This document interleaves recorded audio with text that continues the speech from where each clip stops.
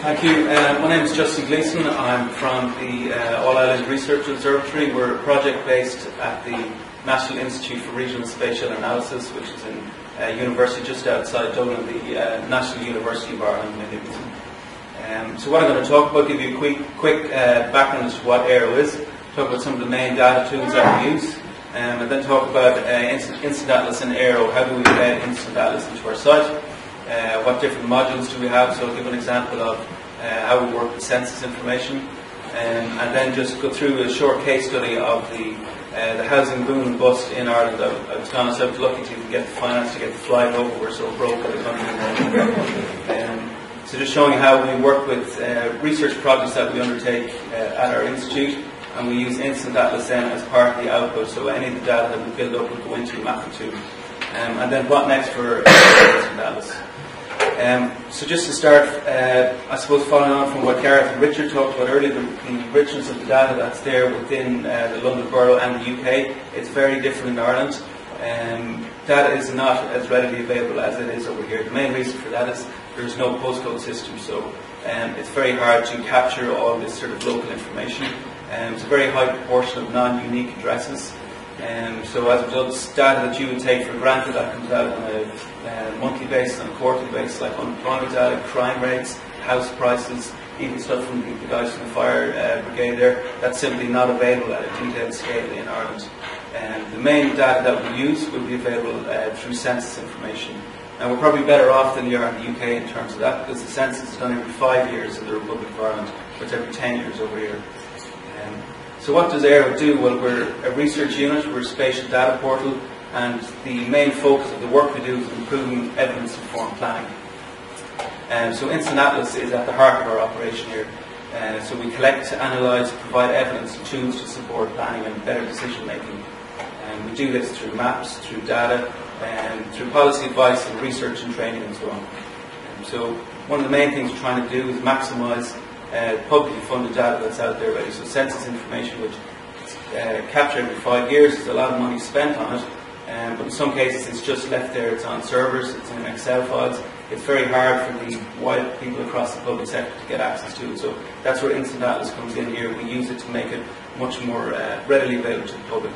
So we work with government departments, semi-state bodies, regional authorities, local authorities and so on. So a wide variety of people. What data tools?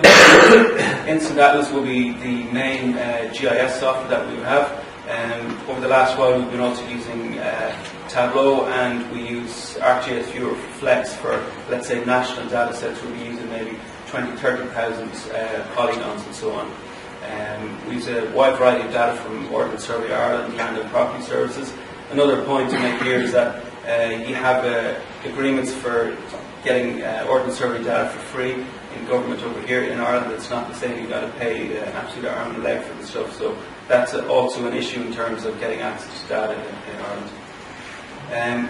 So InstantAtlas and AIRO. So I suppose in the beginning a lot of the work we were doing was done using your standard desktop GISs, MapInfo, ArcGIS.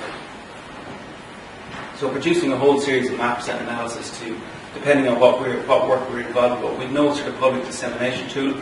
So we looked at the idea of developing different types of web GIS to make information available to the public, but what we were trying to do wasn't really wasn't doing the job for us. So we did a review of what was in place in different UK regional observatories, saw InstantAtlas, and it seemed to sort of tick the box. So the main interest for us was the visualization of census data sets and provide easy access to a wide variety of indicators in one system. It was easy to use, no real GIS experience required, small amount of training for the users to get up to speed to know what to do. So we got the trial license, had a look at it, and then after several phone calls and emails from Man, we could actually go and buy the software in 2008. So we had been using it for a while. In 2010 we designed the AIRO website with a specific section on it to embed the different InstantAtlas templates that we have. Prior to doing this, I did the one-day training course in Cambridge with Dorothy, which was excellent. I think it was probably better because I happened to be the only one on the course, so I think I probably got a lot more out of it than maybe on a normal day. But most of the modules that we've done prior to that, we sort of revamped them all after doing the course. So all our modules are basically single maps, so either histograms, time series analysis, Google Maps, and all that sitting on it. So we set them up in a particular way that they fit into an iframe on the website. So we have they're all standardised in the exact same format, similar to the guys from London. We have the same sort of banners in the top, and it looks and feels like the site. So once we create each new InstantAtlas package, it's loaded onto the server. On the back of the server, we've kind of an InstantAtlas folder. Everything sits in there. So if we're looking at local authority tools, each local authority has a specific folder. When the user, say, clicks on, they want to look at county data, you get a list of the folders that are on the server. They click this. This gets the HTML file going, and the Atlas displays within the iframe on the site.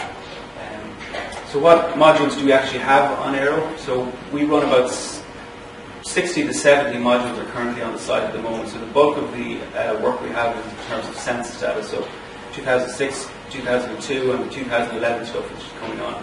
So we provide these for local authorities right across the country, all through the one site. So any local authority want to get access to it, they go to the AIRO site and it's all there. There's 34 local authorities, 8 regional authorities, and then let's say local partnerships, groups will be involved in social inclusion, that sort of work. There's about 54 of those across the country. So we've census tools set up for all of these guys. We'll have European indicators, so using information from Eurostat, looking at countries, let's say EU 27 countries across Europe. We have unemployment data, say census of agriculture, people who would be interested in the number of cows per population in a particular area, where some people are. We have tools sitting like that. Housing, which I'll talk to you in a while.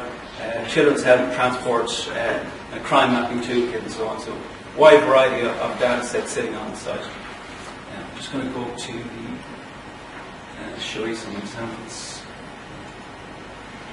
Okay, so this would be an example of how the InstantAtlas tools are embedded within a specific iframe on the site. And the kind of look and feel is the same, the sort of blue theming on the AIRO side. So this is a census mapping tool for the Greater Dublin area. Now what we have in Ireland, we, as opposed to having wards over here, we have electoral divisions. So you have all your detailed census data behind here on your indicators button. You have a whole list of themes that are there. I'll just show you one example of, we'll look at population change between 2006 and 2011.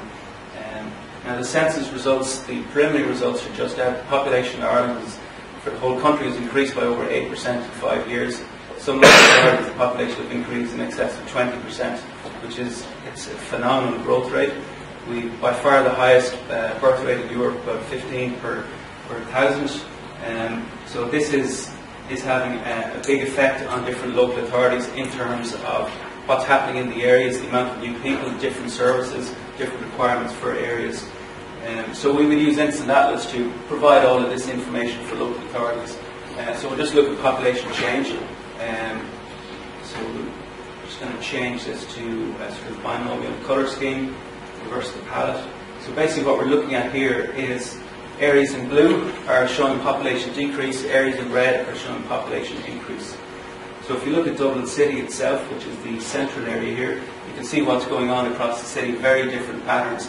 All of these areas and sort of more older areas are seeing big population decreases over, this is only a 5-year period, whereas right along the central band of the city by the Liffey, you're all seeing increase in areas, maybe 85% increase in population. So some areas of the city really changing, declining population, aging population, other parts of the city, brand new places, massive apartment blocks, an entire new composition of people.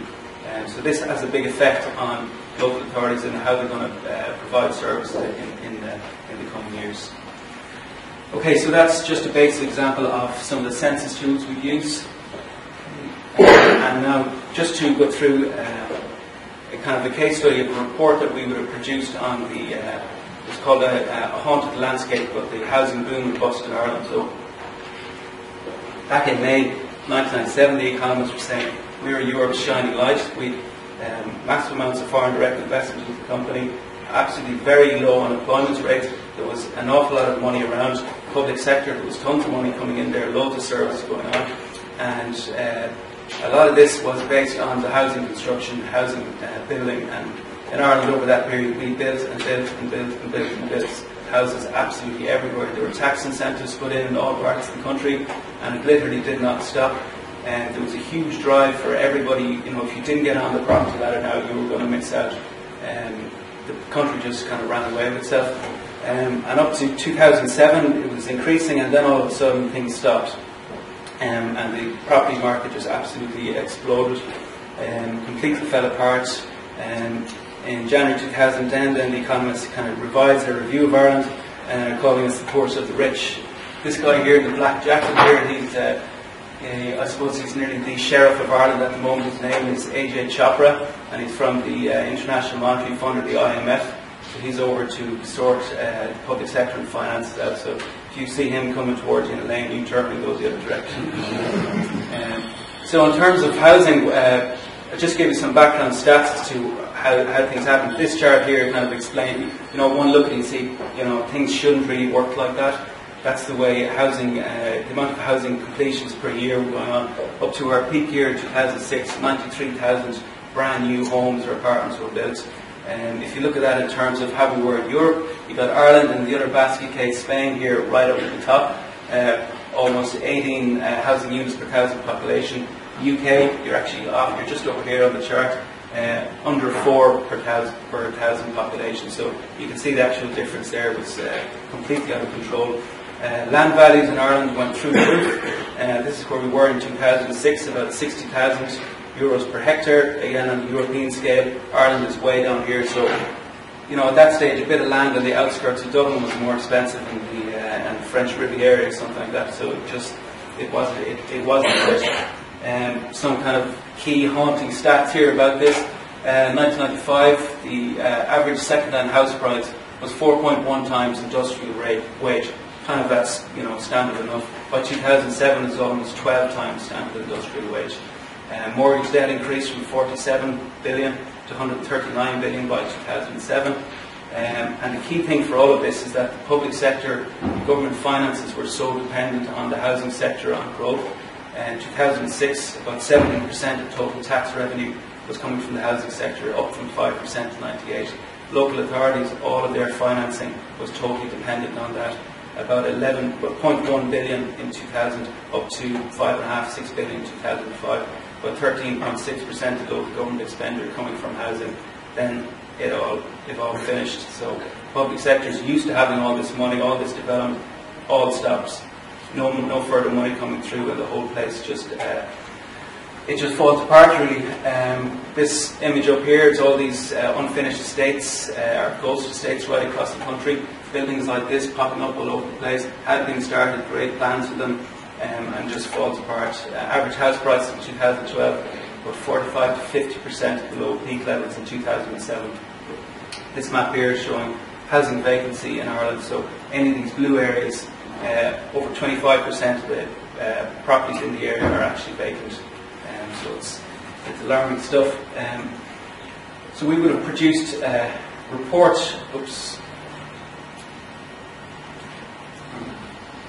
We would have produced a report on all of this. All of the data we collected, none of this was in place. We did a housing data here, there, all over the place, different government departments, different sites. So we would have pulled all that together for this report, pulled it all together in a couple of InstantAtlas. Specifically, this housing monitoring tool would have worked with the Department of the Environment, talked about this, showing them the problem. They would have known about putting it all together, using a tool like this. They could see, they knew there was an issue, but putting it all there, you know, it's there in front of them, so things have to be done. Housing vacancy was a massive issue, so we undertook this survey across the country for every single housing estate to see the level of vacancy, the level of uncompleted properties there. So I'm going to show you two mapping tools based on that. Okay, so this is a housing monitoring tool. So, as I say, InstantAtlas allows us to take whatever housing information there is there for the country all into one tool. So everything from, let's say, census information, so looking at housing vacancy. We'll look at housing vacancy rate here. Change the colours here. Okay, so let's say up along this area here in Ireland, there was a lot of tax incentives there, which encouraged people to build properties, to get planning permission, to keep the whole thing going. But this was never checked. It was let go for maybe 10 years without stopping, when there was far too many properties developed.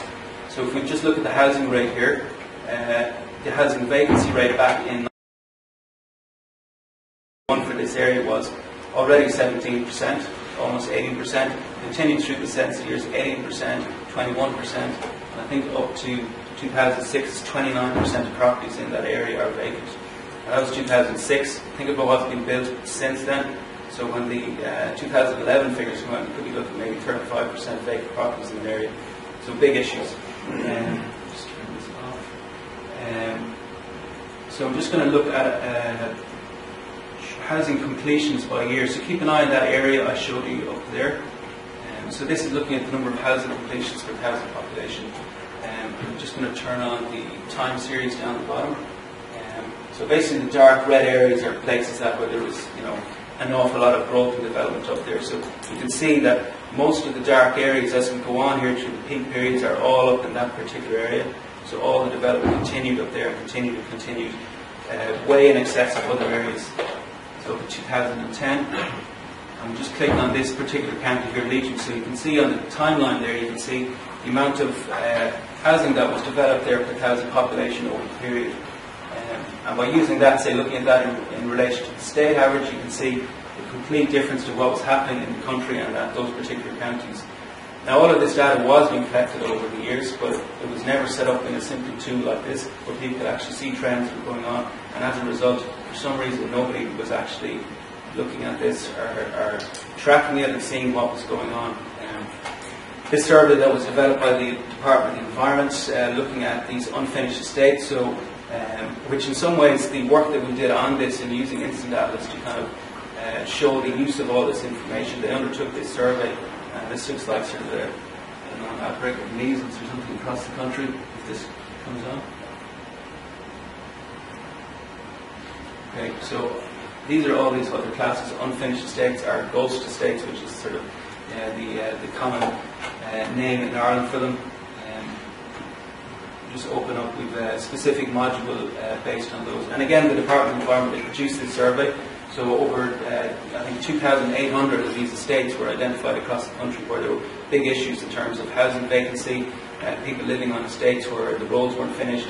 In some cases, there may even be sewage, no sewage systems, sewage on actual streets coming out through manholes. Serious issues. And also, behind some of these estates, there might be just a building site. So for the Department of Environment, their main concern was, one, find out the scale of the problem, but two, was health and safety.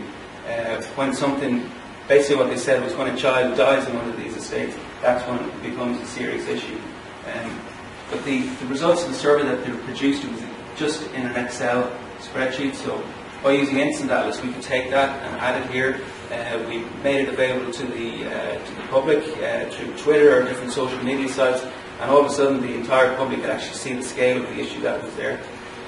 So you can just zoom in. You can see these places are literally all over the place. Now some of these are small estates, some of them are quite large. So just zoom into close to the Dublin area here. There's a whole variety of indicators sitting behind this on the number of units per estate. Let's see, the number of complete units, complete and occupied, complete and vacant, incomplete. So the department have a ton of information, but InstantAtlas was great for this because we could set it all up in one tool and make it available. What was also really useful as well was the ability to have, let's say, Google Maps or a mapping background. So the department could actually zoom into different places. Just look at this one here. You can turn on your Google Maps in the background.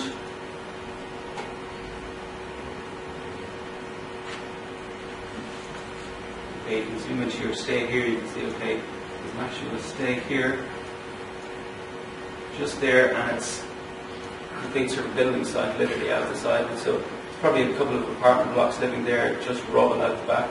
So, the department would have used this or different tools similar to this to look at these areas and decide, okay, this is a serious priority and we need to go in and look at how can we make this area safe, how can we board it all off. So again, InstantAtlas was a great tool for taking this public sector data and making it much more accessible.